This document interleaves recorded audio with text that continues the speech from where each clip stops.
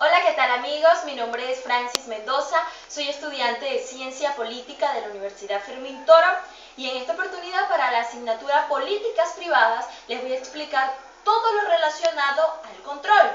Concepto, características, evolución histórica, principales modelos y por supuesto cuál es la relación con el control dentro de un contexto organizacional y para la ciencia política, que en este caso es mi carrera de formación. El control. El control desde épocas remotas, desde la antigüedad, ha sido percibido desde dos grandes perspectivas, una amplia y otra limitada.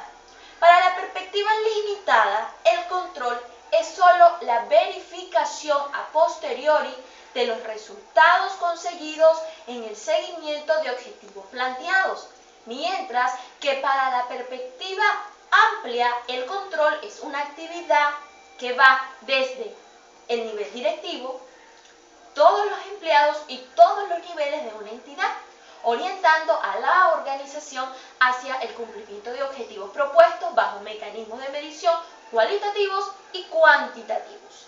Esto nos lleva a concluir que el control es una función, es un mecanismo, es un proceso destinado a corregir cualquier desviación dentro de un entorno social amplio con el fin de lograr los objetivos considerados claves para el éxito organizacional, donde también se evalúan factores culturales, humanos, grupales, individuales y organizativos. Según Robbins, 1996, el control es un proceso o es el proceso de verificar actividades para cerciorarse de que se cumpla o que se desarrollen según lo planeado. Y es también aquel proceso que permite corregir cualquier desviación evidente. Para Stoner, 1996, el control permite comparar los resultados obtenidos finalmente con los resultados que se plantearon en un principio. Es decir, el control es aquella función que permite entonces supervisar los resultados que se plantearon y que ahora son reales, pero con los resultados proyectados en un principio. También es un proceso donde debe verificarse cuál es la acción seguida y que esa acción debe estar dentro de los planes de la organización y bajo los niveles y los límites de la estructura organizativa. Ahora bien, con respecto a las características, es importante que el control tenga ciertas características que de alguna manera lo conviertan en un control realmente efectivo, productivo y eficaz. En este sentido tenemos la oportunidad, es decir, todo control debe proporcionar la información necesaria en el momento que así se requiere, en un momento determinado y que sea preciso. La accesibilidad. Las medidas que deben aplicarse para el control deben ser medidas fáciles, sencillas de interpretar y sencillas también de aplicar, ya que la elaboración de estrategias o de técnicas complicadas por lo general suelen confundir, más no va a traer resultados completamente útiles. Y finalmente tenemos la ubicación estratégica, la cual hace referencia a que resulta imposible de costear y de implementar el control para todas las áreas de la empresa. Por esta razón, se debe determinar según valores estratégicos en qué áreas específicas se va a llevar a cabo o se va a implementar un proceso de control. En cuanto a la evolución histórica del control, existe un hecho que tiene remarcada importancia, y es que desde el pasado o en el pasado eran los directivos los encargados de la gestión empresarial. Es decir, en estas circunstancias los propietarios tenían sus funciones directivas, pero también eran los encargados de supervisar directa y personalmente el cumplimiento de lineamientos, directrices y políticas que ellos mismos establecían, bien sea tácita o explícitamente.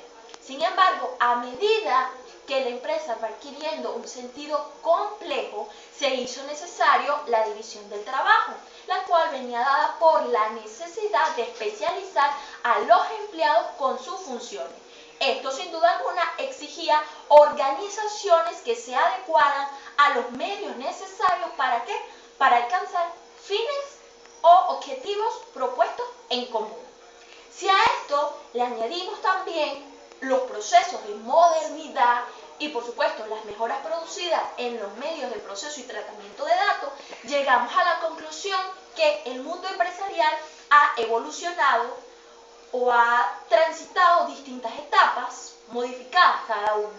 Pero dentro de estos cambios, dentro de esta modificación, ha existido la necesidad de ¿qué? De crear estrategias, de crear medios para lograr una buena gestión empresarial. Y si de lograr una buena gestión empresarial se trata, sin duda alguna, está incluido un proceso de control. En cuanto a los modelos contemporáneos de control, tenemos que se han creado diversos modelos en todo el mundo. Sin embargo, en el continente americano, los más utilizados son tres. Ellos son el COSO, el COCO y el MICIL. Estos modelos han sido creados por la necesidad de representar un soporte fuerte para el éxito organizacional, siempre y cuando se aplique con criterios y con perspicacia necesaria por parte del profesional. En primer lugar, el COSO supone o afirma que para el control son necesarios 5 categorías o 5 componentes que la administración debe diseñar y evaluar para asegurar que los objetivos de control se cumplan de manera adecuada. Esas 5 categorías o 5 componentes son ambiente de control, actividades de control, evaluación de riesgo, información y comunicación y monitoreo. En segundo lugar está el COCO. Este es publicado en Canadá 3 años después del que ya les expliqué, del COSO. Este, a diferencia del que les expliqué anteriormente, señala que el control no debe ser entendido como una pirámide de componentes donde sus elementos están estrechamente relacionados.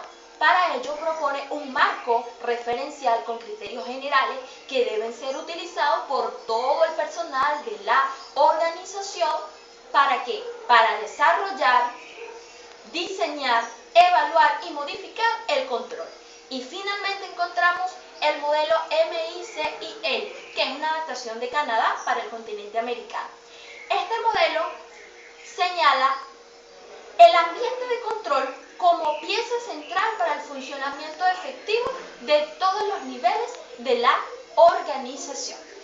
Ahora bien, ¿cuál es la relación que existe entre el control, es decir, la temática que acabo de explicar, con un contexto organizacional? Bueno, la relación viene dada porque el control, como ya lo expliqué, como lo mencioné, es un proceso diseñado para proporcionar la seguridad razonable al cumplimiento de los objetivos de la organización.